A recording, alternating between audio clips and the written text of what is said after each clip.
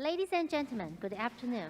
Welcome to 各位女士、各位先生，欢迎来到新媒体培力促进女性赋能国际论坛。这是一个3天的会议，我们在3天的会议之中会有很丰富的讨论，涵盖很多的主题，是一个非常难得的学习的机会。这一次的主题叫做创新、巧思以及涵容。在这一次的活动之中，我们的主办单位是劳动部劳动力发展署署长。我们这一次的致辞者第一位将是我们的署长蔡孟良蔡署长，将来跟我们致开幕词。我们以热烈的掌声来欢迎蔡孟良蔡署长，欢迎他。Aipac 人力资源发展工作小组 Professor Park Aipac 妇女以及经济政策伙伴关系工作小组，还有我们的能力建构分组 Ordinata 女士，各位 Aipac 经济体的代表，镜头前的所有女士、先生以及同仁们，大家好。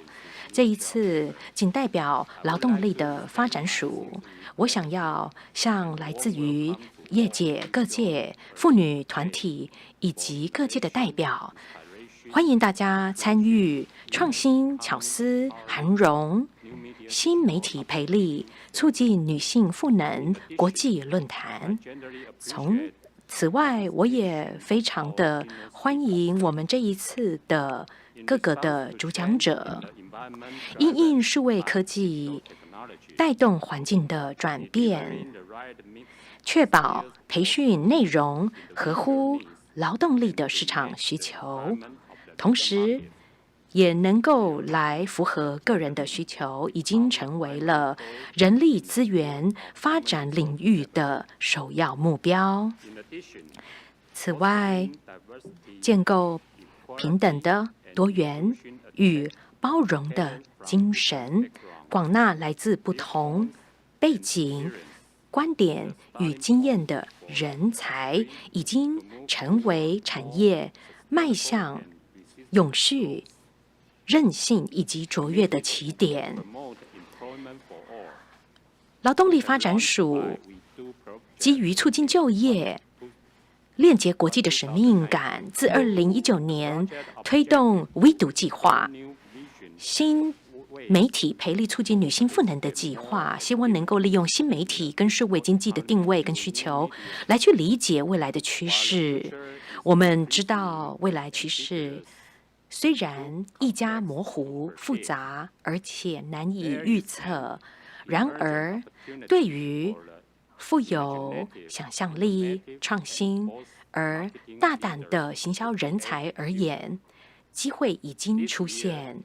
今年我们的 WEDU 计划也推出了网络行销性别力训练套件，以性别观点突破现状，来去连结行销策略、数位科技，不仅能够活化沟通技巧，提升创意的思维，能够更加的鼓励女性强化分析能力，检视关键的数据，能够使决策的流程具有专业性，真正成为跨领域的人才。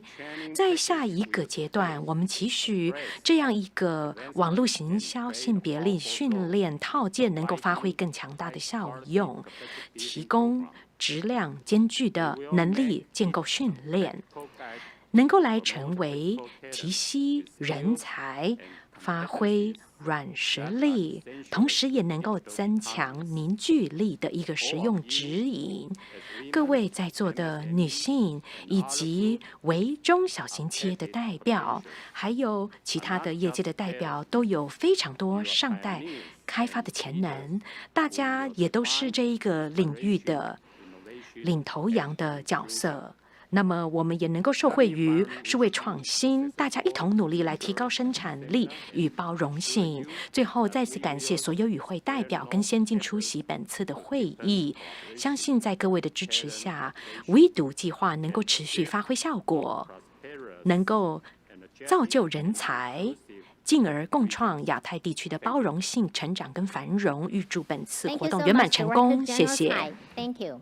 非常感谢署长的分 Next, let 享。 us 接下来， welcome 让我们欢迎亚太经济合作会议人力资源发展工作小组主席 Dongson Park 为我们致辞。欢迎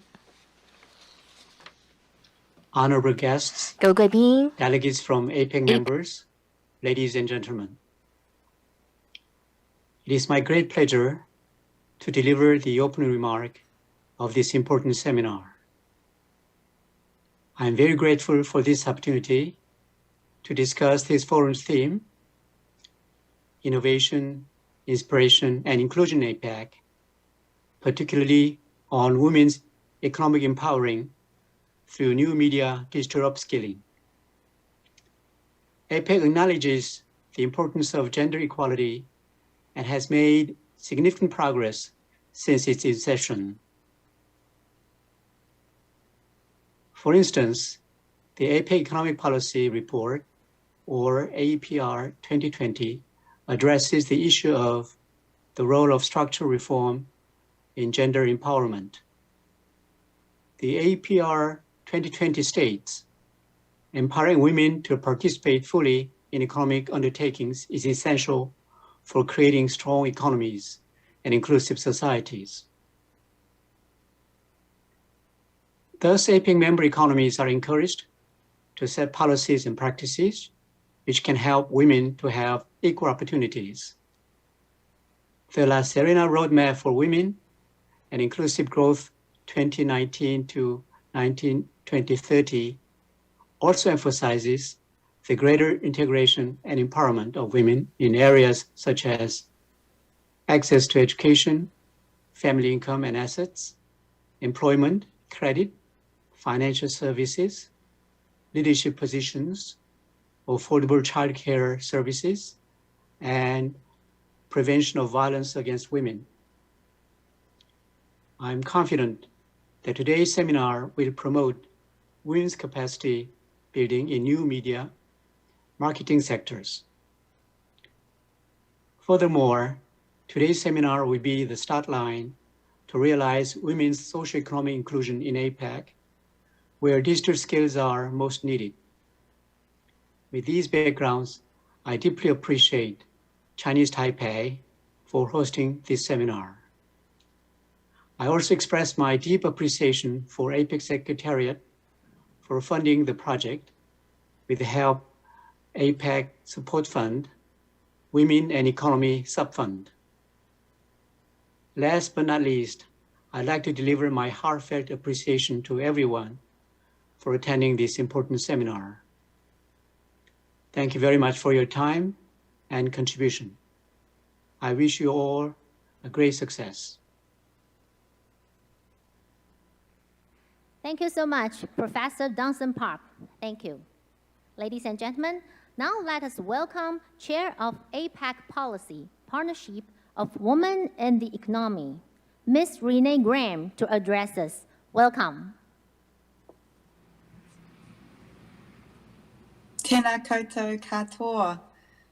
Greetings, everyone. Thank you for having me as part of the seminar today. It's a pleasure to be able to speak with you. I'd like to take the opportunity to thank our colleagues from Chinese Taipei for organising this event and also for your ongoing support and commitment to the Policy Partnership on Women and the Economy. It's my pleasure to have been the chair of APEC's PPWE work stream this year, and I'm proud of what we've achieved for women and girls over the past year.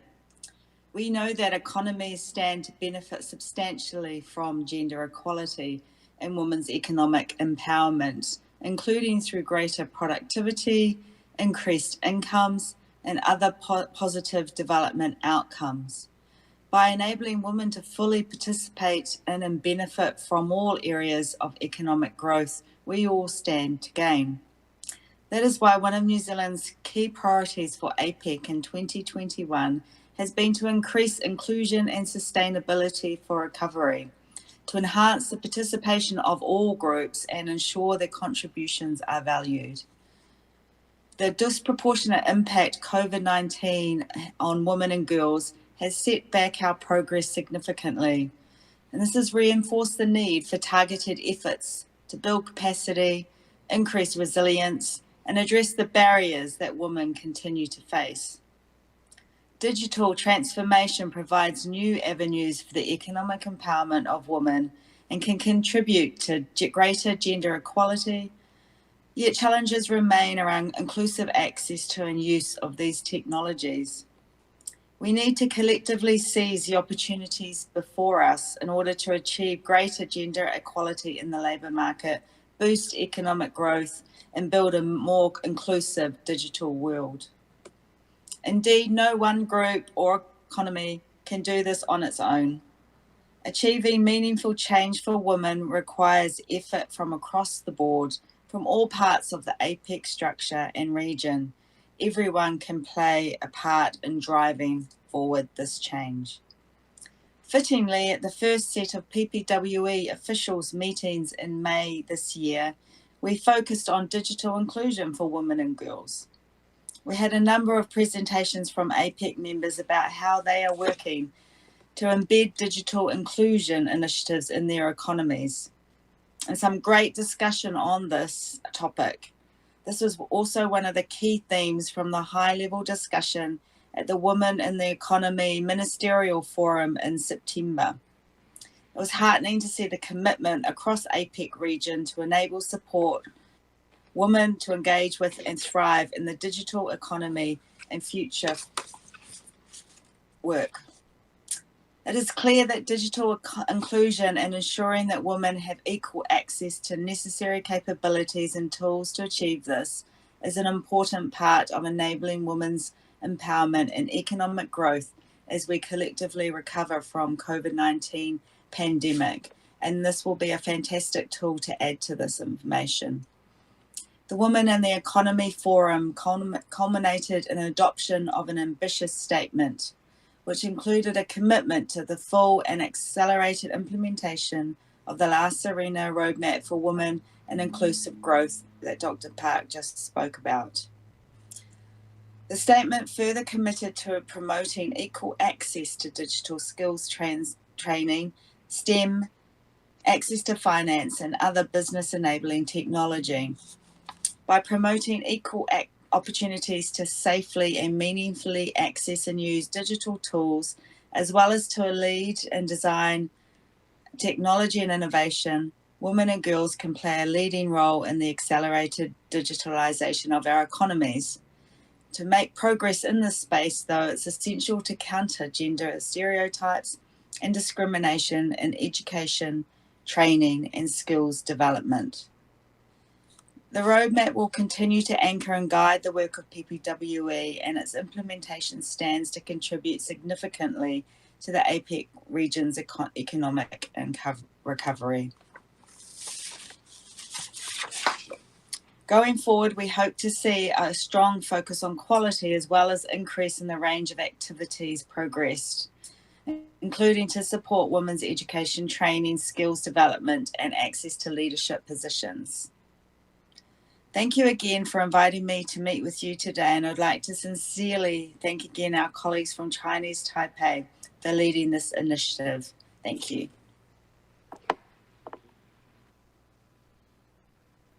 Thank you so much, Ms. Graham, for the inspiring speech. Next, let us welcome Ms. Rosanna Ernetta, Coordinator of Capacity Building Network, Aipac Human Resources Development Working Group. Welcome. Mr. Meng Liang Chai, Director General, Workforce Development Agency, Ministry of Labor, Professor Dong Sun Park, HRDWG Lead Shepherd, Ms. Renee Graham, Chair of the Policy Partnership on Women and the Economy, distinguished speakers and panelists, representatives from 21 APEC member economies, ladies and gentlemen, good afternoon. It is my privilege to welcome all of you to the Innovation, Inspiration, Inclusion, Women's Economic Empowering, New Media and Digital Upskilling, or WEDU Seminar. First, please allow me to express my sincerest gratitude to the Chinese Taipei CBN team for organizing this seminar. Indeed, strengthening human resources development through technical and vocational training, upskilling, and reskilling to enhance workers' capacity, mobility, and preparedness for the digital age is crucial now more than ever.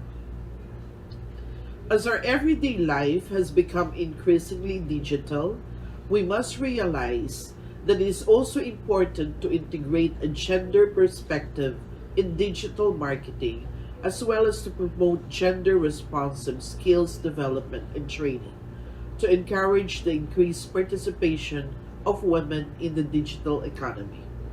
The WEDU Seminar aims at identifying new media skills in responding to the labor market needs, as well as developing the training package that will cultivate talented women.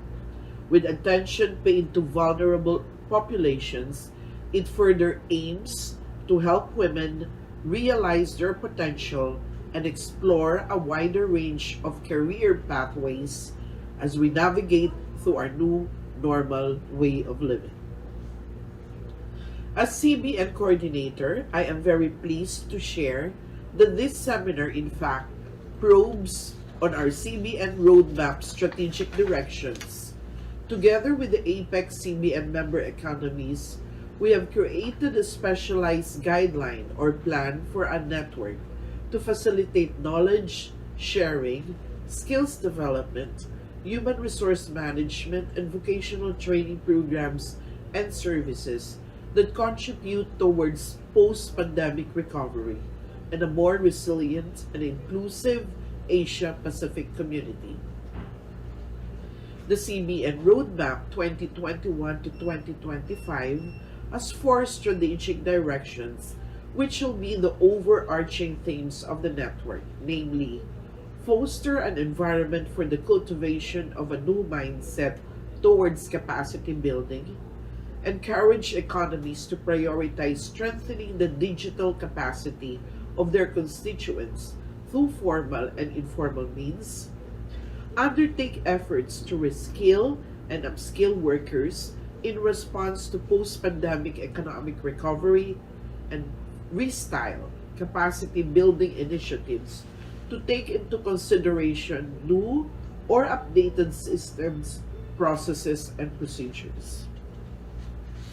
Participants to this seminar may also find our Cbn Roadmap helpful in policy planning as well as making strategic directions or decisions in their respective fields. After all, the charm of the capability building network is that it encompasses initiatives on education, labor, and capacity building. In closing, I would like to encourage every economy to actively participate in the seminar because its success would be dependent on all of you. I wish you all very fruitful discussions, and I look forward to hearing how we can, as a network, further promote gender equality and women empowerment in the field of digital marketing. Again, I welcome everyone to this event, and I look forward to the successful output of this seminar. Thank you and good day.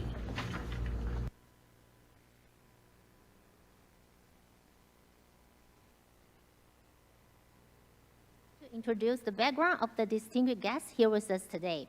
First, these are the background of Mr. Mengliang Cai.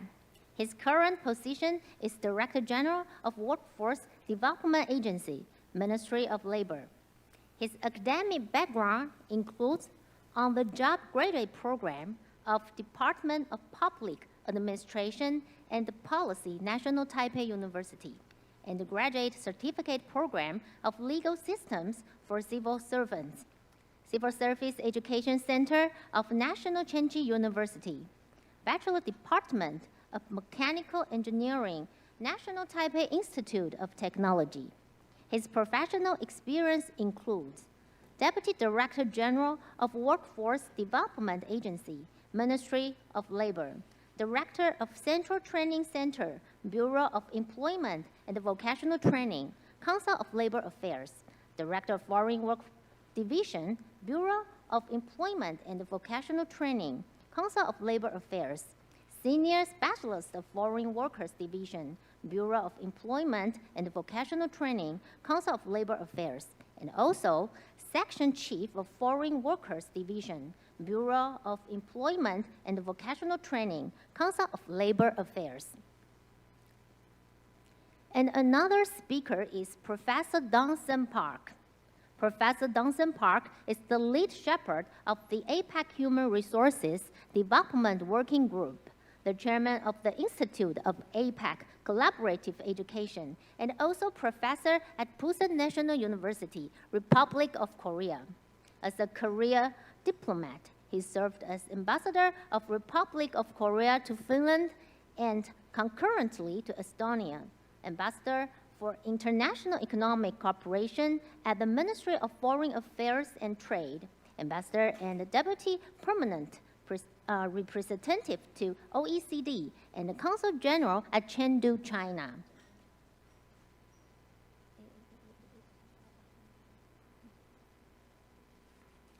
Now, I would like to also introduce Ms. Renee Graham. Renee was appointed as Tentumu Wakahire, Chief Executive of the Social Wellbeing Agency in June 2021. Renee has track record of delivering strategic policy agendas and has a strong social policy background and experience across a range of domains, including education and employment. Next, I would like to introduce Ms. Rosanna Arnetta, Coordinator of Capacity Building Network, APAC Human Resources Development Working Group.